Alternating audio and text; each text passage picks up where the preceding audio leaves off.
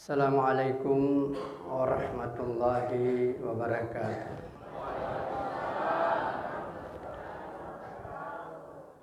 Alhamdulillah wa syukurillah wassalatu wassalamu ala rasulillah wa ala alihi wa ashabihi wa man tabi'ahum bi ihsanin ila yaumiddin.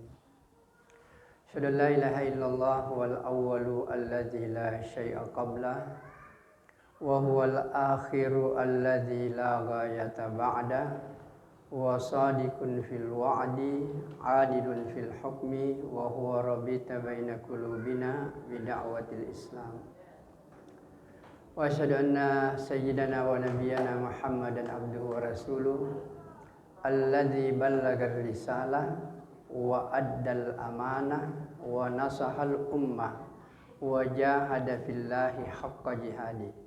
Allahumma salli ala hadzal nabiyil karim wa ala alihi wa ashabihi wa man tabi'ahum bi ihsanin ila yaumiddin. Bapak Kepala Kecamatan Mariso atau yang mewakili yang saya hormati, Bapak Kepala Kemenak Kecamatan Mariso yang saya hormati, ibu-ibu dan bapak-bapak, khususnya para anggota jemaah, dan terkhusus kepada ketua masjid, dan lebih khusus lagi kepada ketua panitia yang berusaha hanya dalam waktu 1 minggu untuk melaksanakan acara ini. Mudah-mudahan Allah Subhanahu wa Ta'ala membalas dengan pahala yang melimpah dan sebagai bekal untuk kehidupan akhirat nanti. Amin.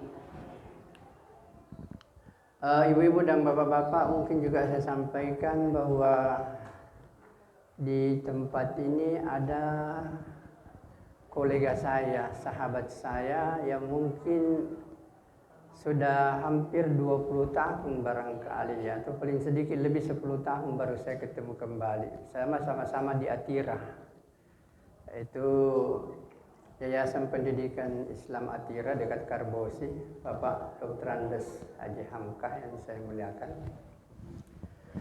Ibu-ibu dan bapak-bapak yang dimuliakan oleh Allah Subhanahu wa Ta'ala, pertama-tama marilah kita senantiasa bersyukur kehadirat Allah Subhanahu wa Ta'ala.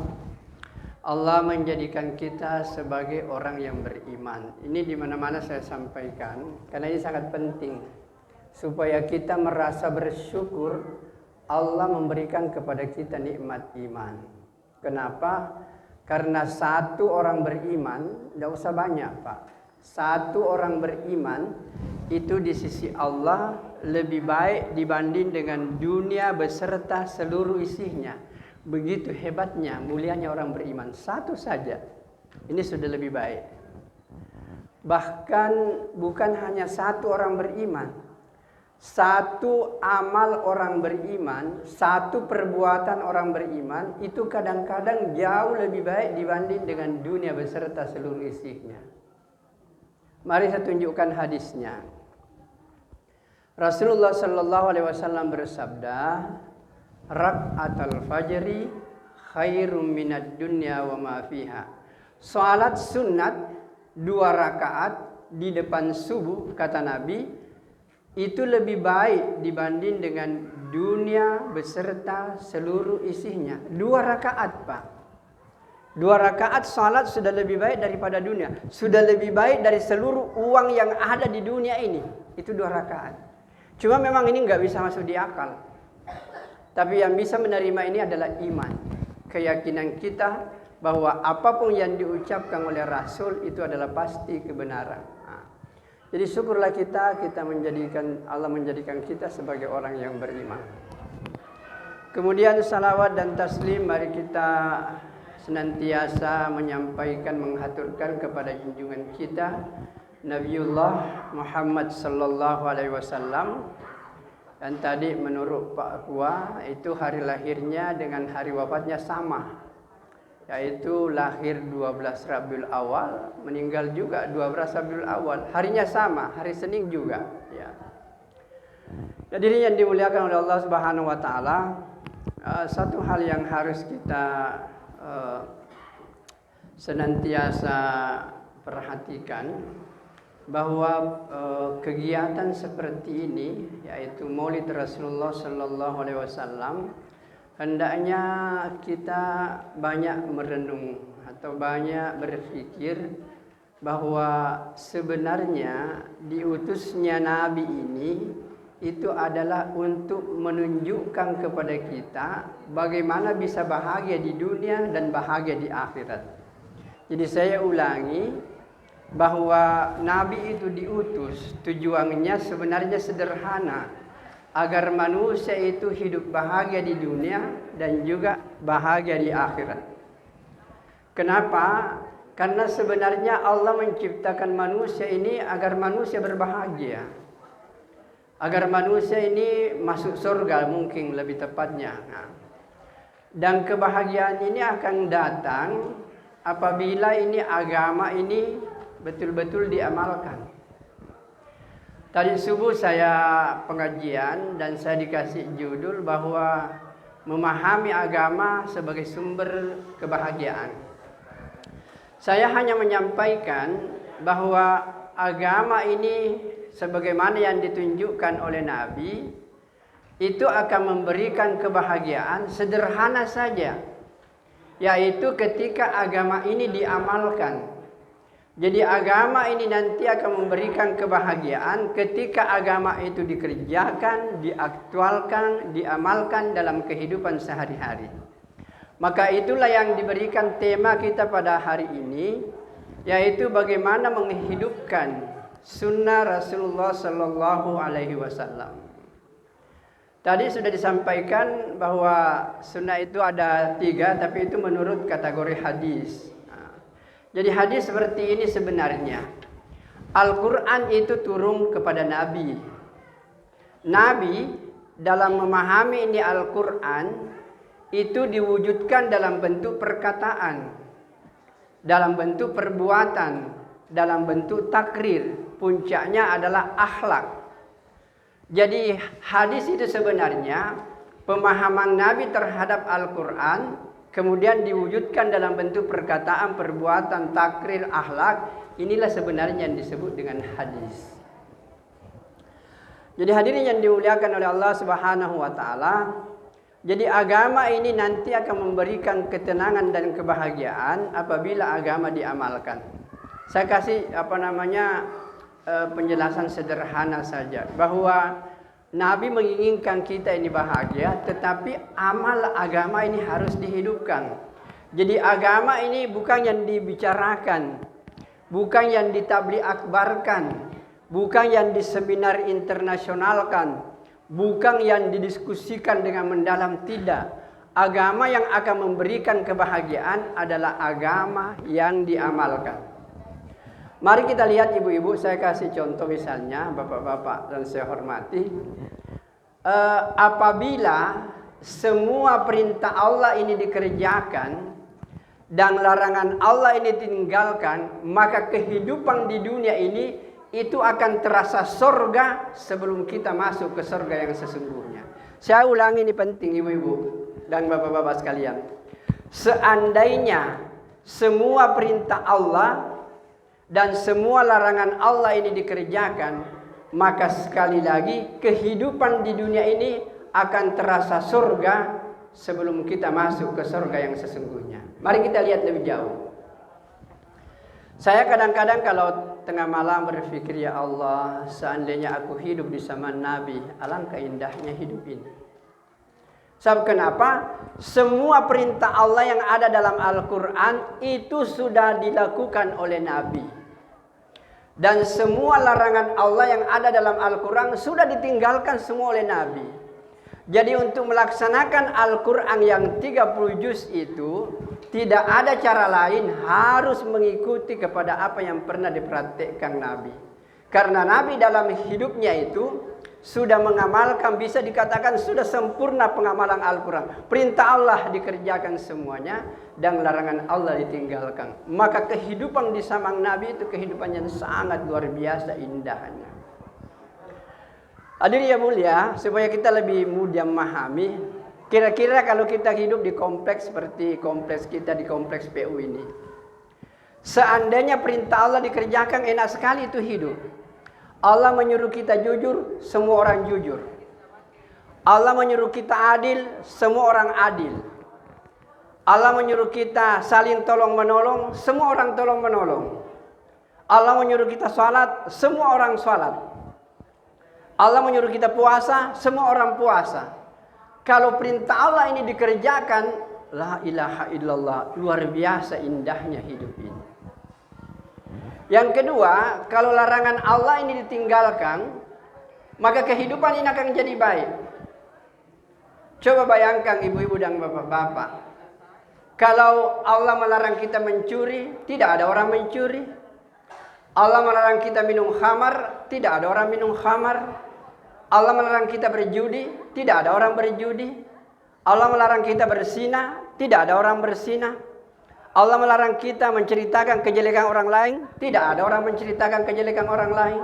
Kira-kira kalau kita hidup di kompleks, tidak ada pencuri, tidak ada minum khamar, tidak ada pezina, tidak ada pejudi, indahnya itu hidup.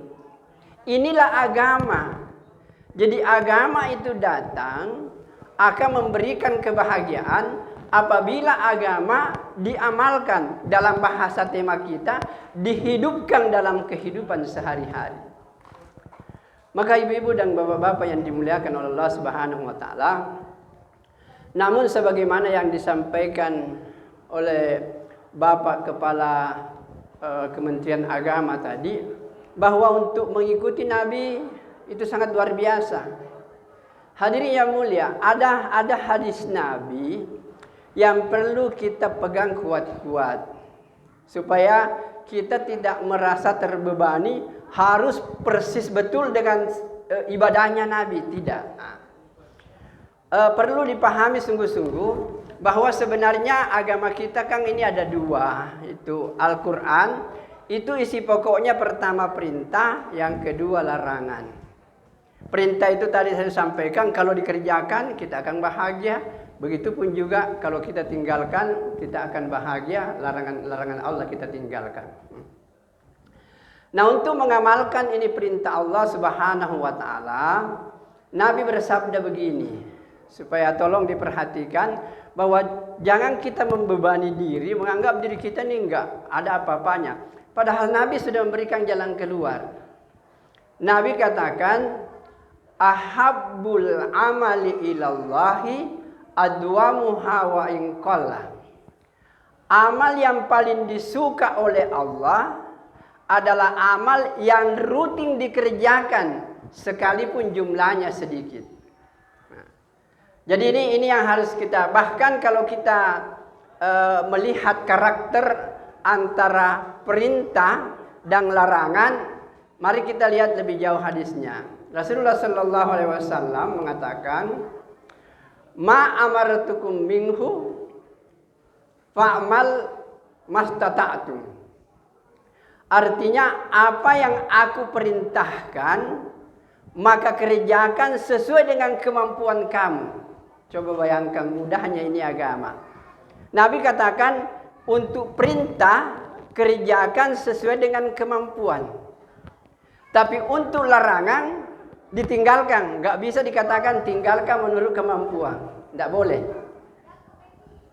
Jadi kalau perintah ini misalnya gini. Allah menyuruh kita misalnya sholat. Kita ambil contoh sholat duha lah.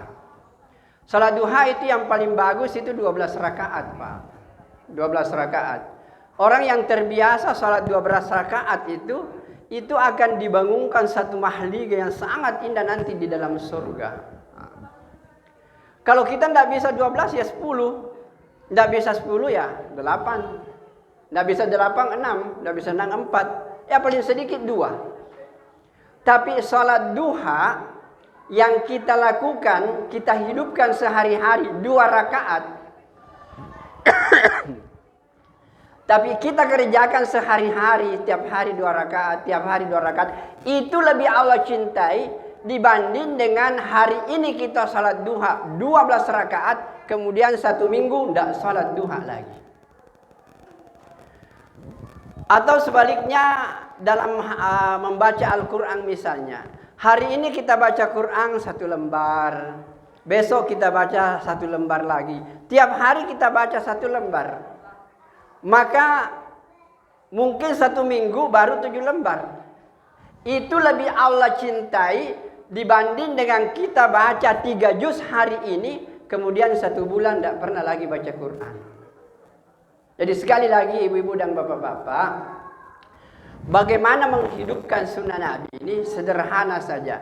Laksanakan sunnah Nabi sesuai dengan kemampuan, tapi kerjakan dalam kehidupan sehari-hari. Jadi tiap hari kita lakukan. Inilah yang akan memberikan ketenangan. Inilah yang akan memberikan kebahagiaan ketika sunnah-sunnah Nabi ini dikerjakan. Tapi tidak mungkin, tadi sudah disampaikan, tidak mungkin kita lakukan ibadahnya seperti Nabi. Nabi memberikan kita jalan keluar, laksanakan sesuai dengan kemampuan. Tapi jangan juga bilang, kemampuanku begini. Sebenarnya tidak.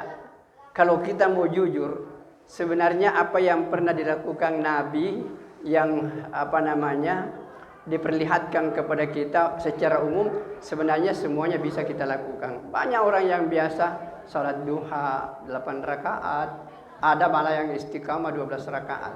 Kalau kita paksa-paksa diri sedikit bisa, tapi itu tadi lebih baik istiqamah rutin dikerjakan dibanding dengan banyak tapi jarang kita lakukan. Bagusnya banyak dan rutin, itu kualitasnya luar biasa itu. Tetapi untuk larangan itu mutlak harus ditinggalkan. Tidak boleh bilang kalau sedikit boleh. Dilarang minum khamar. Gimana kalau sedikit? Bisa? Enggak bisa. Minum khamar sedikit tidak apa-apa aja. Atau dilarang untuk mendekati perempuan. Kalau dipegang-pegang bisa? Enggak bisa. Pokoknya apa yang dilarang oleh Nabi mutlak harus ditinggalkan.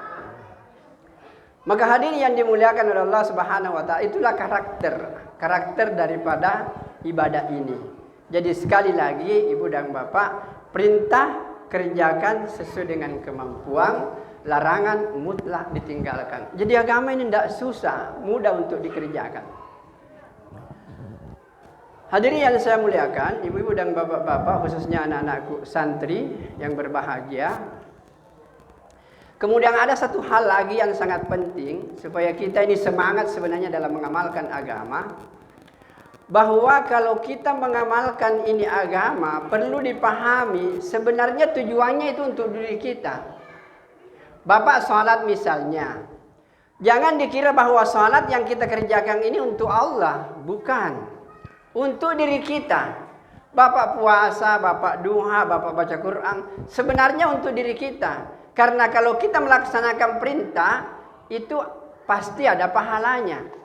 Ini pahala, Allah tidak butuh pahala. Yang butuh pahala kita. Jadi semua perintah Allah yang kita kerjakan itu sebenarnya bukan untuk Allah. Untuk diri kita. Semakin banyak perintah Allah yang kita kerjakan, semakin banyak persiapan kita. Tetapi perlu dipahami baik-baik bahwa semua perintah Allah ini kita kerjakan sebagai bentuk ketaatan kepada Allah Subhanahu wa taala, tapi semua hasilnya adalah untuk kita sendiri. Jadi kita dengan memahami ini, maka kita akan semangat ini untuk menghidupkan sunnah-sunnah Nabi. Bahkan ibu-ibu dan bapak-bapak, kalau saya tanya, mungkin kalau anak-anakku tanya, apa doanya bangun tidur anak-anak santri? Doanya bangun tidur. Kalau mau tidur, oke. Kalau ibu-ibu yang tiap hari bercermin, apa doanya kalau kita bercermin? Bismillah juga tanya. Padahal semua itu ada doanya bangun tidur, ada doanya kalau kita mau tidur, ada doanya makan, sebelum makan, setelah makan, semua ini ada tuntunannya. Dan ini tidak mungkin kita bahas semuanya di sini. Berkendaraan saja Pak, naik kendaraan ada doanya, duduk di kendaraan ada doanya, kalau jalanannya mulus ada doanya, mendaki ada doanya, turun ada doanya, berliku-liku rusak ada doanya, semuanya ada doanya. Nah hadirin yang dimuliakan, ini yang seperti ini kadang-kadang kita lupakan. Terutama itu doa bangun tidur, banyak orang yang anggap biasa. Padahal ibu-ibu dan bapak-bapak, saya ingin tegaskan, orang yang tidak membaca doa ketika dia bangun tidur, saya yakin itu dia akan ada rasa malas itu untuk mengamalkan perintah Allah. Mari kita lihat hadisnya. Hadisnya mengatakan begini. Siapapun orang yang tidur, apakah dia ulama, kiai, orang cendekia yang pintar, kalau dia tidur pasti diikat oleh 3 ikatan itu. Setan itu mengikat. Nah memang dikasih dispensasi oleh Allah. Dan ketiga ikatan ini lepas dengan 3 amal. Yang pertama kalau kita bangun baca doa. Alhamdulillahilladzi ahyana ba'dama amatana wa ilaihin nusyur. Kemudian ambil air wudu. Lepas 2. Kemudian yang ketiga salat 2 rakaat. Maka lepas semuanya. Makanya ulama menganjurkan bahwa kalau kita lupa berdoa bangun tidur, dimanapun kita ingat langsung baca. Misalnya kalau saya lagi lupa, sementara saya mengajar di kampus ingat, tidak baca doa bangun tidur tadi, langsung saya baca. Alhamdulillahilladzi ahyana ba'dama amatana wa ilaihin nusyur. Sebab kalau tidak, ikatan setan ini tidak lepas ini, sehingga kita ada sedikit kemalasan untuk mengamalkan ini agama. Jadi hadirin yang mulia, saya hanya mohon supaya kita banyak membuka sunnah-sunnah Rasul. Ada namanya doa-doa masnunah. Doa-doa masnunah ini adalah doa-doa yang diajarkan oleh Nabi. Banyak itu. Sebelum makan, sesudah makan, masuk WC, keluar WC. Semuanya masuk rumah, keluar rumah, semua ada doanya. Mudah-mudahan dengan inspirasi yang kita dapatkan dari peringatan Maulid ini, kita bisa hidupkan sunnah Rasulullah Sallallahu Alaihi Wasallam sesuai dengan kemampuan kita masing-masing. Hadirin yang dimuliakan Allah Subhanahu Wa Taala. Kemudian sebenarnya kalau mau bicara sunnah yang tertinggi itu sebenarnya sunnah salat. Inilah sunnah paling tinggi. Karena ibadah salat ini satu-satunya ibadah yang tidak ada yang bisa kerjakan kecuali manusia. Tidak pernah kita lihat ada binatang salat, tumbuh-tumbuhan, gunung, burung-burung, tidak ada yang bisa lakukan. Yang bisa lakukan salat ini hanya manusia. Berdiri, ruku, i'tidal, sujud.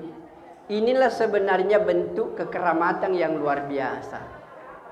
Kadang-kadang kalau di kampus itu adik-adik ada kan namanya Pak panjat tebing itu, latihan panjat tebing. Kalau sampai di atas itu tepuk tangan itu yang lainnya, oh alhamdulillah berhasil. Saya bilang, kadang-kadang saya dekatin, nak, kalau begini yang kau anggap sebagai kebanggaan, biasa-biasa itu. Lebih hebat itu cecak. Cecak itu lari ke atas, kau setengah mati. Ya.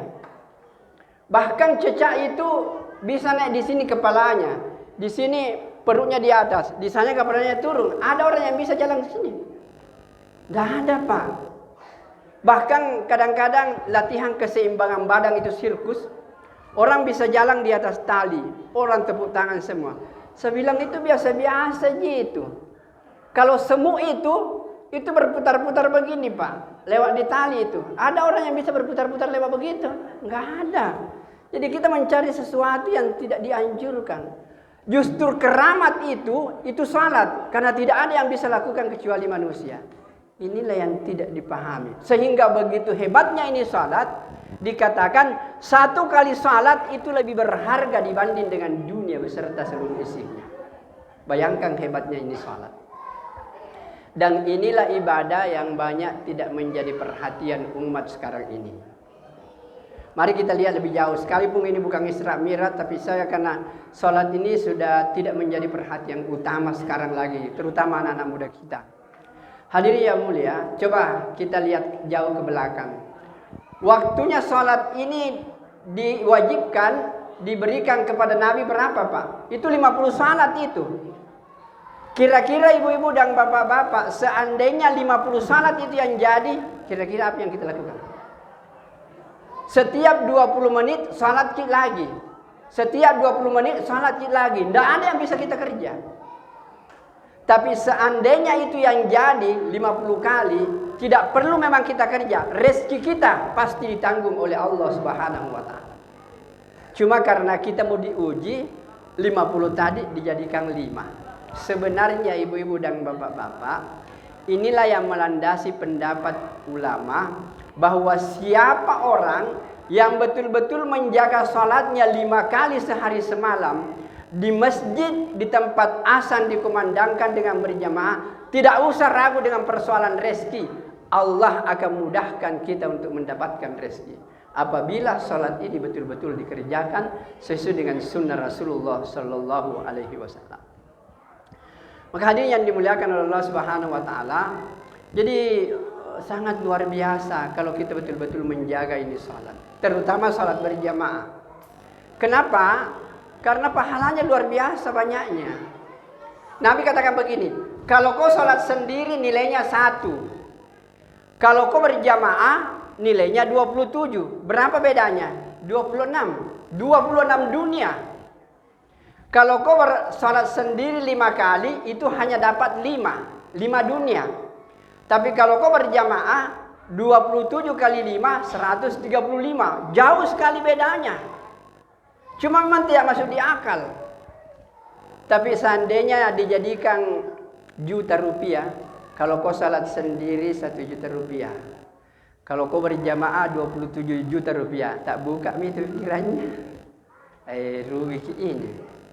Kalau kau salat sendiri 5 kali sehari semalam, cuma dapat kau 5 juta. Tapi kalau kau berjamaah, dapat kau 135 juta.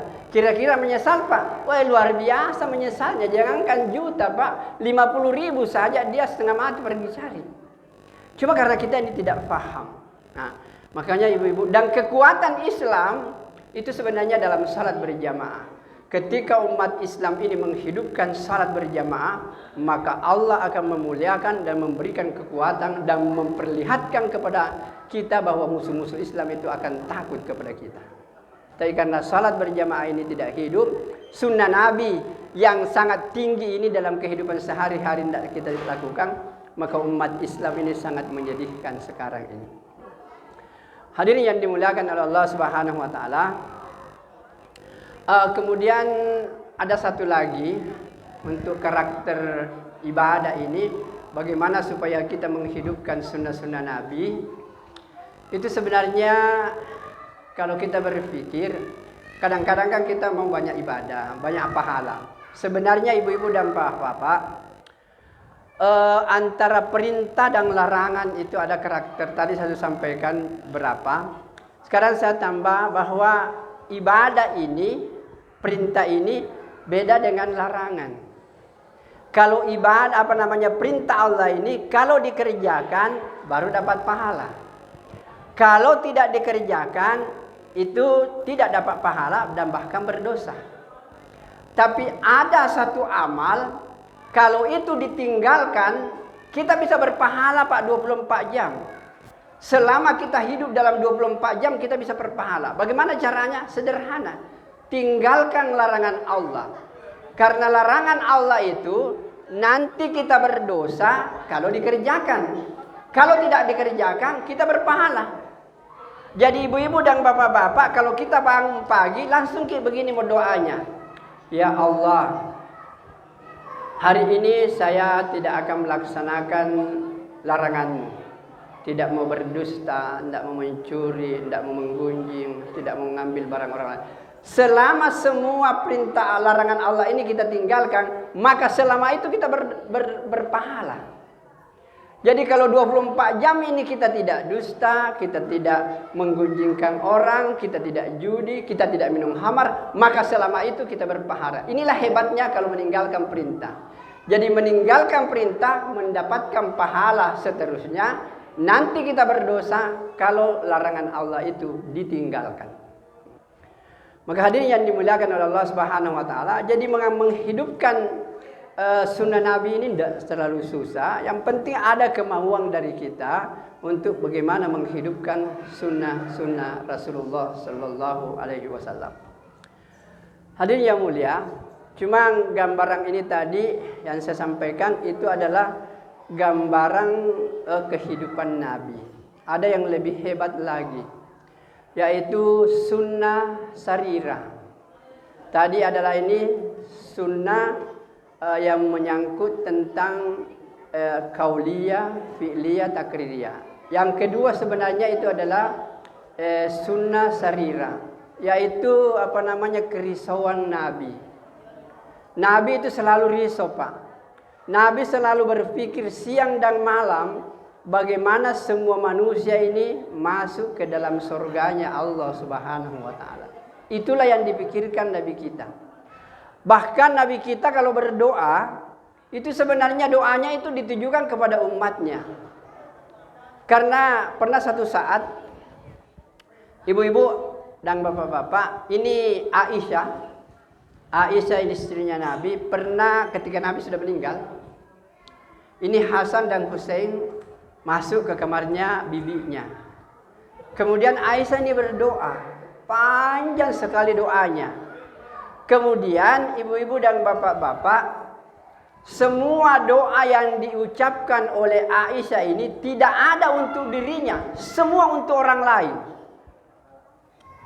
Maka setelah berdoa, maka Hasan dan Hussein bilang, "Bibi, tadi saya melihat kamu berdoa ini, kau tidak menyebutkan siapa-siapa dirimu. Kau hanya minta doakan orang lain. Apa kata Aisyah? Beginilah caranya Nabi berdoa. Saya ulangi, Pak. Beginilah caranya Nabi berdoa. Kalau Nabi berdoa, itu semuanya untuk umatnya, bukan untuk dirinya. Bagaimana memahami ini? Ada hadis Nabi. Hadis Nabi mengatakan begini. Siapa orang yang mendoakan kebaikan orang lain, maka Allah mengutus malaikat untuk mengaminkan itu doa. Jadi kita berdoa, Pak. Kita berdoa, ya Allah, berikanlah keselamatan, mudah rezeki kepada ketua masjid ini. Kalau kita tahu namanya, kita tahu namanya. Seperti misalnya saya, saudara saya, ya Allah panjangkan umurnya Ustaz Hamka, mudahkan rezekinya, berilah dia taufik dan hidayahmu, mantapkan imannya. Maka kalau saya mendoakan kebaikan orang lain, Allah kirim malaikat untuk mengaminkan itu doa. Kira-kira kalau malaikat yang mengaminkan masih ditolak oleh Allah, Pak? Tidak. Insya Allah diterima. Jadi doakanlah orang lain. Nah, apa yang terjadi setelah kita mendoakan orang lain selesai, maka malaikat tadi yang mengaminkan itu doa, dia bilang begini, ya Allah, apa yang diminta oleh orang ini kepada saudaranya, berikan juga kepadanya. Jadi pada hakikatnya ibu-ibu dan bapak-bapak, kalau kita mendoakan kebaikan untuk orang lain, pada hakikatnya kita mendoakan kebaikan untuk diri kita. Dan malaikat yang mendoakan, kalau malaikat yang mendoakan, saya yakin tidak akan ditolak oleh Allah Subhanahu wa taala. Jadi oleh karena itu rajin-rajinlah kita mendoakan saudara-saudara kita. Terutama maaf ibu-ibu dan bapak-bapak, saudara kita yang ada di Palestina, Pak, luar biasa menderitanya sekarang. Bapak mati lampu saja beberapa menit ini kita susah, Pak. Mari kita renungkan saudara kita di Palestina, tidak ada lampu, Pak. Tidak ada air, tidak ada makanan, gelap gulita. Gimana susahnya? Mari kita senantiasa berdoa. Kalau di masjid saya, Pak, itu selalu kunut nazilah. Tiap kalau saya yang imam, saya kunut nazilah, doakan kepada saudara-saudara kita yang di Palestina. Nah sekarang kalau kita tidak bisa, Pak, apa yang kita bantukan, Pak? Bantulah saudara kita di Palestina. Sisihkan uang kita 50.000, 20.000. kepada donatur-donatur yang memang dipercaya untuk menyampaikan kepada saudara kita. Luar biasa mereka membutuhkan. Kita ini paling-paling panas-panas begini, lampu sedikit. Tapi mereka berhari-hari, berbulan-bulan akrab dengan gelap, akrab dengan kelaparan. Maka tidak ada jalan lain, mari kita bantu mereka. Hadirin yang dimuliakan oleh Allah Subhanahu wa taala. Oleh karena itu hendaknya peringatan seperti ini harus kita lakukan. Mestinya mengkaji kehidupan Nabi bukan hanya 1 kali 1 tahun, Pak. Tapi untuk mengkaji kehidupan Nabi hendaknya dilakukan setiap hari. Begitu banyaknya kehidupan Nabi yang harus kita tahu. Begitu banyaknya doa-doa Nabi yang harus kita tahu. Begitu banyaknya petunjuk-petunjuk Nabi yang harus kita amalkan. Itu sebenarnya untuk siapa? Untuk kita semuanya. Maka hadirin yang dimuliakan oleh Allah Subhanahu wa taala, nah memang kondisinya seperti ini Bapak-bapak. Saya lihat panas, saya juga sudah panas Ibu-ibu. Jadi intinya begini, supaya kita saya ingin hanya menyampaikan begini, sederhana saja. Bahwa masih ada saudara-saudara kita menganggap bahwa hal yang seperti ini adalah bid'ah. Saya ingin hanya menyampaikan, ada orang salah paham terhadap hadis itu, bahwa kullu bid'atin dalalah wa kullu dalalah finnar. Semua yang bid'ah itu pasti sesat, dan semua yang sesat itu di neraka. Padahal kenyataannya tidak semua bid'ah itu Pak sesat. Karena tidak mungkin semua bid'ah itu sesat, tidak mungkin. Karena kita lihat yang dimaksud dengan bid'ah itu adalah sesuatu yang dibikin-bikin. Sesuatu yang tidak pernah disamang Nabi, kemudian kita bikin sekarang, itu pasti ada yang baik, ada yang buruk. Tidak mungkin, maka bid'ah ini ada sifatnya. Ada yang baik, ada yang buruk. Sama dengan orang, ada orang baik, ada orang buruk. Begitupun juga dengan mobil, ada mobil baik, ada mobil buruk. Maka bid'ah itu pasti ada bid'ah baik, ada yang bid'ah buruk. Makanya Imam Syafi'i mengatakan bahwa bid'ah itu terbagi 2. Ada bid'ah yang mahmudah, ada bid'ah yang mahmumah. Yang mahmudah itu adalah yang terpuji. Selama itu tidak bertentangan dengan Al-Quran dan hadis, silakan kerjakan. Jadi bid'ah yang baik itu sesuatu yang memang tidak ada di samang Nabi, tapi baik tidak bertentangan dengan Al-Quran dan hadis. Termasuk Al-Quran yang kita baca Pak tiap hari itu nggak ada di samang Nabi, bid'ah itu. Bid'ah itu. Jadi oleh karena itu sebenarnya yang dimaksud bid'ah dalam hadis itu adalah bid'ah yang berkaitan dengan ibadah mahdah. Karena ibadah itu ada 2. Ada ibadah mahdah, ada ibadah gairu mahdah. Yang dimaksud dengan ibadah mahdah adalah ibadah yang ketentuannya sudah jelas, kapan waktunya, bagaimana melaksanakannya, itu sudah jelas. Ini yang tidak bisa ditambah, tidak bisa dikurangi. Kapan ini ditambah dan dikurangi, inilah yang disebut dengan bid'ah. Misalnya salat 4 rakaat lohor, asar 4 rakaat. Kalau kita mau kurangi 2, inilah yang disebut dengan bid'ah. Atau mau ditambah. Jadi yang dimaksud dengan bid'ah sebenarnya adalah ibadah mahdah yang ketentuannya sudah diatur sedemikian rupa. Ini yang kita tidak bisa tambah dan kita tidak bisa kurangi. Tetapi selain daripada yang ketentuannya sudah jelas, itu yang lebih banyak ketentuannya yang tidak jelas. Allah hanya mengatakan tuntutlah ilmu. Tapi tidak ada yang mengatur apakah SD 6 tahun, SMP 3 tahun, SMA 3 tahun. Tidak ada ketentuannya. Jadi kita bisa berimprovisasi bahwa SD 3 tahun. Enggak ada. Tidak ada juga mengatakan setiap malam Kamis pengajian begini, setiap malam Jumat pengajian begini. Tidak ada ketentuannya itu. Inilah termasuk ibadah gairu mahdah. Semua boleh dikerjakan, tetapi asal tidak bertentangan dengan Al-Quran. Jadi dengan memahami seperti ini kita tidak bisa saling menyalahkan karena memang hadisnya Nabi memang begitu tadi. Kullu bid'ah dalalah, tetapi yang dimaksudkan itu adalah yang menyangkut dengan ibadah yang ketentuannya sudah jelas tidak boleh ditambah dan tidak boleh dikurangi. Tapi ibadah yang secara luas itu semuanya boleh dikerjakan, niatnya baik dan tidak bertentangan dengan agama, termasuk perayaan-perayaan seperti ini. Termasuk peringatan-peringatan untuk mengkaji kehidupan Nabi, maka ini yang harus kita hidupkan. Dulu Pak, di masjid saya, masih ramai-ramainya itu. Saya bilang begini saja Pak, kalau kau tidak mau maulid, oke, kita bikin takbir akbar, memperingati kehidupan Nabi. Banyak orang datang. Tapi isinya sama aja, ada tunji telurnya, ada tunji bakunya, ada tunji apanya. Judulnya beda. Satunya tabligh akbar, satunya maulid. Yang dibenci maulid, isinya sama aja saja. Sebenarnya apa beda casing yang kita. Tapi banyak.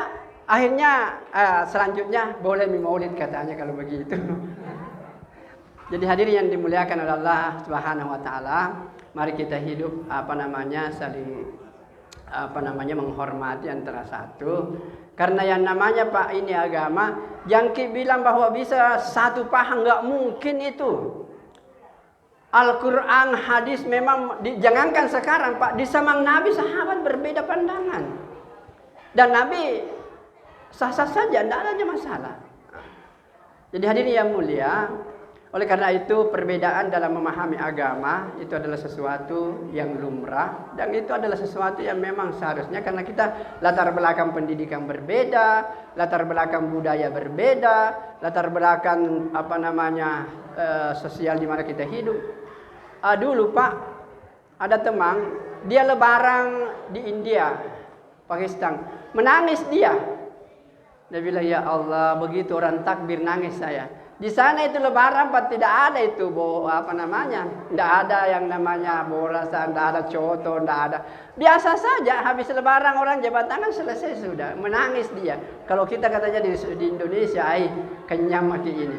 Jadi yang namanya itu apa-apa yang kita suguhkan setelah lebaran itu, tidak ada itu petunjuknya dari Nabi langsung.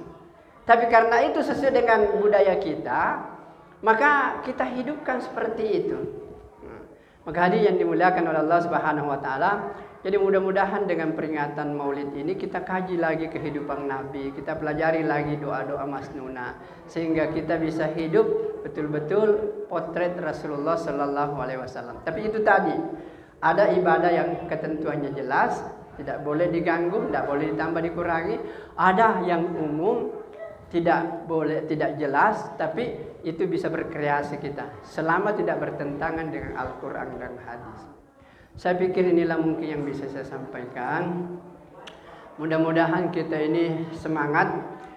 Terakhir saya akan tunjukkan ibu dan bapak ada satu buku. Boleh ibu-ibu kalau bapak-bapak mau ada namanya Muhammad Mulhimul Alam. Sudah diterjemahkan Muhammad Sang Inspirator Dunia. Kalau Bapak mau lihat Muhammad dari berbagai macam segi, bacalah buku ini. Dari sudut kehebatan dia memimpin perang, dari sudut bagaimana dia menjadi ayah yang baik, bagaimana pemimpin masyarakat, semuanya ada. Bagaimana dia mengamalkan ibadah, semuanya ada di situ. Namanya Mulhimul Alam. Muhammad Sang Inspirator Dunia. Mungkin harganya tidak terlalu mahal, Ibu. Kira-kira 100.000 saja itu. Lebih mahal sepatu yang kita punya itu. Ya. Baik, ibu-ibu dan bapak-bapak, mari kita sama-sama berdoa kepada Allah Subhanahu wa taala. Semoga semua kita yang hadir pada peringatan Maulid ini niatkan sebagai bentuk kecintaan kita kepada Nabi. Mudah-mudahan kita semuanya ini dipertemukan oleh Allah dengan Nabi kita nanti di surga ya Allah Subhanahu wa taala. Amin ya rabbal alamin. Mari kita berdoa. Bismillahirrahmanirrahim.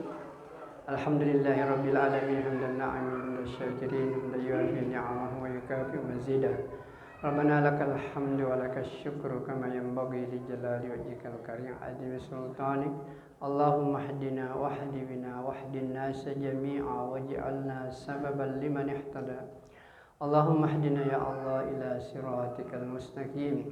Allahumma ij'al hayatana ka hayatis sahaba wa nisa'ana ka nisa'is sahaba wa buyutana ka buyutis sahaba ya arhamar rahimin. Allahumma ghfir lana wa li ikhwanina alladziina sabaquna bil iman wa la taj'al fi qulubina ghillan lil ladziina amanu rabbana innaka ra'ufur rahim.